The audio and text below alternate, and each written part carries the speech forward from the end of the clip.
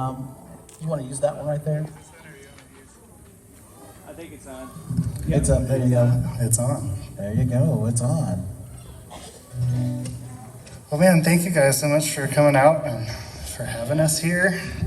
There's a lot of things y'all could be doing on a Saturday night, but I can't think of a better thing to do than to be out here in the Lord's creation and worshiping Him.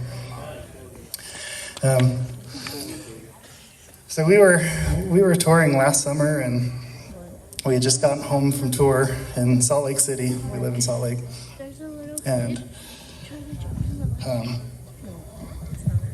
we lead worship at a church there in Salt Lake when we're home, and then we tour all over the world. And we just got home from tour, and I was at the church, and I was coming home from the church, and I was riding my electric scooter, because that's what people do in Salt Lake City, is ride electric scooters around.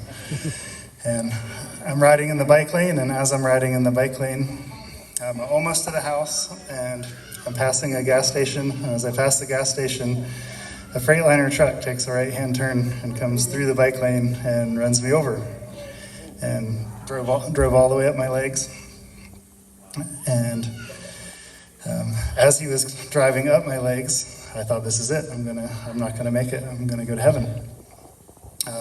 He got all the way to the top of my legs and stopped, and then he backed all the way back down and backed off of them. And then I realized, oh, well, I'm still here. So the Lord's not done with me yet. So they rushed me to the hospital, and they had ripped all the skin off my legs, and they had to scrape all the pavement, everything out of my legs. And in a couple of days, they sent me to see a specialist. And I'm the kind of person, I go nonstop. We tour all over. We do mission work in the nation of Thailand, which my wife's going to talk about here in a second. We lead worship at a church, and I also run a recording studio in Salt Lake City. So I go. So I go to the specialist, and he says, we're going to have to do some extensive skin grafts on your legs, and this cannot get infected. I say, okay. So he said, you're going to be completely immobile. You're not going to be able to move while this heals. So I'm like, okay. So is that like a week or two or a couple weeks? And this was in August. And he says, well, I think if they are doing pretty well by Thanksgiving, that would be a really good goal to have. So that hit me like a load of bricks. I'm going to have to not move until Thanksgiving. Yeah. So I was taken home and put in a recliner, and that's where I was until Thanksgiving. And they told me, yeah, you'll probably never be able to tour again. You might be in a wheelchair. We don't know. And I said, okay. So in that time, I had to come to grips with that. If I, maybe I'll never tour again. Maybe I'm going to have to praise the Lord from a wheelchair or lead worship just in my church. And when we go through trauma, we have a choice of how we're going to respond to that. Are we going to be upset or angry or bitter that this happened to us, or are we going to be thankful for the things that the Lord blessed us with and the things that He's doing in our lives? And so I chose to be thankful and grateful. I said, well, Lord, you obviously see it fit that I would still be here, and you kept me here, and so I'm going to praise you however that looks, whether that's in a wheelchair, whether that's from my house, from my church. I think, whatever you want to do, Lord, I'm going to give it to you, and I'm going to be just praise you and go full on with that. And so Thanksgiving rolls around, and I finally am able to get put in a wheelchair. And so first thing I did is they wheel me to church and wheel me up on the stage, and I played and led worship.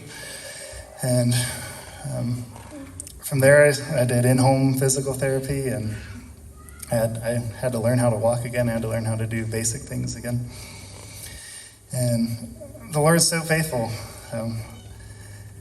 As I started to do therapy and get up and do things, next thing you know, I was able to use a walker and able to get on crutches.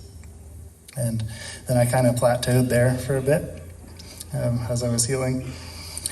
And came time to book our summer tour, and it was like, well, we need to book this tour if we're going to do it. We'd already canceled our fall tour and our Christmas tour and our spring tour, and I said, well, let's book our summer tour and see what happens. And I wasn't ready for it yet, but we booked it anyways. And I played this suitcase thing that I made with my guitar, and I wasn't able to do that. And I wasn't able to do that leading up to tour. I hadn't done it, wasn't able to do it, and wasn't able to do it actually. So we start our tour at the end of May. We got on the road, and we get to our first tour stop, and I said, well, I'm going to set it up and trust the Lord. So I set it up, and that was actually the first time that I was able to play it. And the guitar was the first night of tour. We have a lot of things vying for our time and vying a lot of distractions. And I just want to encourage you,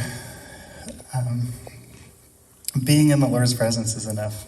We have so many things that we want to do, but there's nothing that you can do or not do that'll ever make the Lord love you more or less. And I learned that in my time of being still with the Lord, that just being in Him is enough. And if you are here, He's got a purpose for you. He's got a purpose for your life.